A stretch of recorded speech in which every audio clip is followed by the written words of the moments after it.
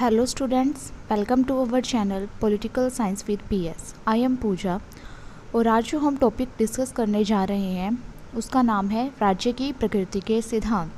राज्य की प्रकृति के सिद्धांतों के बारे में आज हम डिस्कस करेंगे। अगर आप इस वीडियो की PDF पाना चाहते हैं तो हमारे टेलीग्राम चैनल को ज्वाइन करें। टेलीग्राम का लिंक वीडियो के डिस्क्रिप्शन बॉक्स में दिया गया है। तो चलिए स्टार्ट करते हैं आज का टॉपिक। राज्य की प्रकृति क्या है, यह विषय विचारणीय है, लेकिन इस संबंध में अलग अलग राजनीतिक विचारकों और राजनीतिक शास्त्रियों में मतभेद पाया जाता है। प्लेटो और अरस्तु जैसे आदर्शवादी विचारक तो राज्य को प्राकृतिक संस्था मानते हैं जिनका संबंध मानवीय विवेक से है, लेकिन होब्स लोक जैसे समझौतावादियों ने राज्य को एक कृत्रिम यंत्र माना है। मैकाइवर राज्य को एक सामाजिक यथार्थ मानते हैं और एडमंड वर्क जैसे इतिहासकार राज्य को ऐतिहासिक विकास की उपज मानते हैं, जबकि लोस्की जैसे राजनीतिक वैज्ञानिक का मानना है कि यह शांति और सुरक्षा के लिए स्थापित एक संघ है। इस दृष्टि से राज्य की प्रकृति के संबंध में हमारे सामने कई सिद्धांत हैं। अब हम इन सिद्धांतों के बारे में डिस्कस करेंगे। तो सबसे पहला सिद्धांत है आदर्शवादी सिद्धांत। आदर्शवादी सिद्धांत राज्य को एक ऐसी प्राकृतिक संस्था के रूप में स्वीकार करता है जो अपने आप में सर्वोच्च मानव समुदाय है, जिसके अंतर्गत रहकर मनुष्य अपने पूर्व और आत्मनिर्भर जीवन व्यतीत कर सकता है। इसके अंतर्गत राज्य को साध्य और व्यक्ति को साधन माना है, जिसका तात्पर्य यह है कि व्यक्ति राज्य के लिए बना है, न कि राज्य व्यक्ति के लिए। इसके समर्थकों में यूनानी विचारकों प्लेटो और अरस्तु का नाम, इंग्लैंड के ग्रीन, ब्रेडले, ब्रोसांके जैसे विचारकों का नाम और जर्मनी के कार्ल जे फ्रेडरिक हीगल तथा फ्रांसीसी विचारक रूसो का नाम प्रमुख रूप से लिया जाता है। इन सभी विचारकों ने राज्य की प्रकृति के बारे में आदर्शवादी सिद्धांत प्रस्तुत किया है। दूसरा सिद्धांत है वैधानिक सिद्धांत।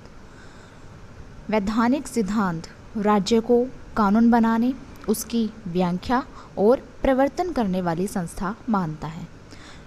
जब तक राज्य स्वयं अधिकार प्रदान ना कर दे तब तक कोई अन्य अभिकरण या एजेंसी कानून बनाने और उसे लागू करने की शक्ति नहीं रखती। अतः राज्य एक निजी व्यक्तित्व है, उसकी अपनी चेतना है और अपनी इच्छा है, परंतु इस सिद्धांत के समर्थकों को दो भागों में बांटा जा सकता है। वैधानिक सिद्धांत के समर्थकों को दो भागों में बांटा जाता है। पहला भाग है ऐतिहासिक।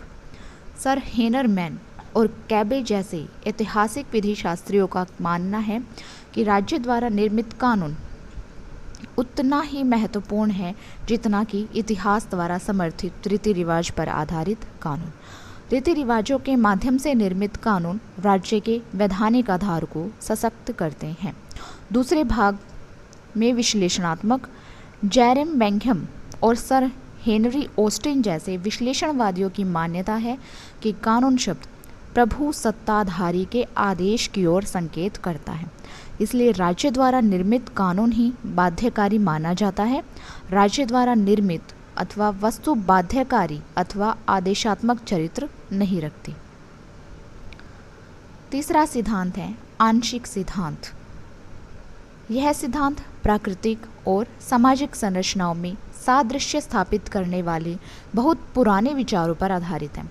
प्लेटो ने राज्य को वृहद रूप में व्यक्ति माना था।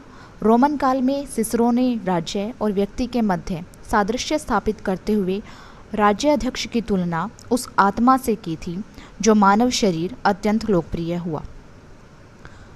ब्लंशली जैसे विख्यात लेखक ने यह घोषणा की कि राज्य मानव शरीर का हूबहू रूप है। उसने इस बात पर बल दिया कि सामाजिक संरचना के रूप में राज्य कृत्रिम यंत्र के समान नहीं बल्कि सजीव आध्यात्मिक प्राणी की तरह है। वस्तुतः राज्य नागरिकों के समूह मात्र से कुछ अधिक है। लेकिन इस सिद्धांत का प्रबल समर्थक इंग्लैंड का हर्बर्ट स्पेंसर है, जिसने मानव शरीर और राज्य में सादृश्य 100 उदाहरण प्रस्तुत किए हैं। उसने उदाहरण दिया है जिस प्रकार शरीर में भरण पोषण की संरचनाएं जैसे मुख उदर होती है, उसी प्रकार राज्य में उत्पादन के केंद्र होते हैं। और जिस प्रकार शरीर में संचार उपकरण जैसे नसें, नाड़ियाँ और धमनियाँ होती हैं, उसी प्रकार राज्य में परिवहन प्रणाली जैसे सड़कें, रेल मार्ग इत्यादि होते हैं। तो इसमें जो इंग्लैंड के समर्थक हैं, इस सिद्धांत के समर्थक इंग्लैंड के हर्बर्ट स्पेंसर, उन्होंने राज्य की तुलना शरीर से की है। चौथा सिद्धांत है मार्क्सवादी सिद्धांत। राज्य का मार्क्सवादी सिद्धांत राज्य की प्रकृति के संदर्भ में अन्य सिद्धांतों से अलग विचारधारा रखता है। यह सिद्धांत राज्य को न तो मानवीय चेतना की उपज मानता है और न ही रक्त संबंध, सहमति और धर्म पर आधारित संस्था। राज्य वस्तुतः वर्गीय चेतना का परिणाम है। इसके अंतर्गत राज्य दो भागों में बटा हुआ है। पहला भाग है बुजुर्वा, जिसमें अमीर पूंजीपति वर्ग शामिल है, और दूसरा सर्वहारा, जिसमें पूंजी विहीन विपन्न वर्ग शामिल है।